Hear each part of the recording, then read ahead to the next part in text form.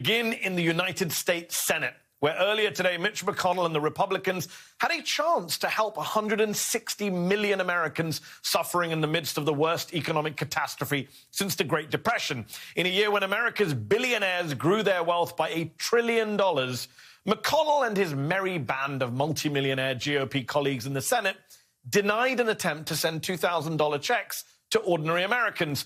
McConnell blocked the relief measure from coming to the Senate floor for a vote, even though it passed in the House, even though the Republican president is on board with it, even though a majority of Americans, including a majority of Republicans, support it.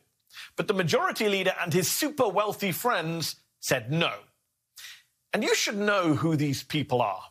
Our representatives who are making life-altering decisions while living very different lives to the rest of us.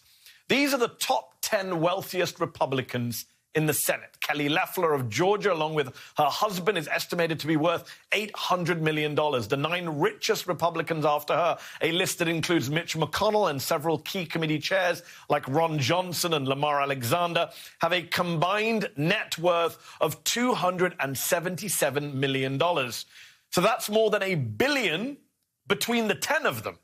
They don't need $2,000 checks, and so they think you don't either. Now, to be clear, Kelly Loeffler and David Perdue, both trapped in tight runoff races in Georgia, have followed President Trump's lead and switched their position, now supporting $2,000 checks despite opposing them earlier. How convenient. The president has fought for our country from day one. He continues to fight for every single American. I've stood by the president 100% of the time. I'm proud to do that. And I've said, absolutely, we need to get relief to Americans now, and I will support that. If the president says jump, Kelly Loeffler asks, how high? Whatever the president wants, he gets. That is our whole shtick, her whole reason for existing. But Mitch McConnell, the 5th wealthiest Republican in the Senate, isn't swayed so easily. He and his ridiculously wealthy colleagues claim the country can't afford to give you a one-time $2,000 check in the darkest days of the worst pandemic in a century. 600 billionaires got $1 trillion richer this year, and the question before Senate Republicans is this: are you willing to spend an amount equal to just half of that windfall to America's billionaires in order to help 160 million Americans? Because right now, the 52 Senate Republicans serving in this chamber are the only thing standing in the way of $2,000 being sent to 160 million of our neediest citizens. Senator Chris Murphy is right. The cost of these survival checks, and that's what they are for a lot of Americans, is half of what billionaires made this year. And it's about a quarter of the cost of the Trump tax cuts for the super rich that Senate Republicans happily voted for, and from which many of them personally benefited. One of those beneficiaries is Ron Johnson, the 4th wealthiest Republican in the Senate, who says he is now worried about leaving our children with debt. I'm not heartless. I want to help people. I voted to help people.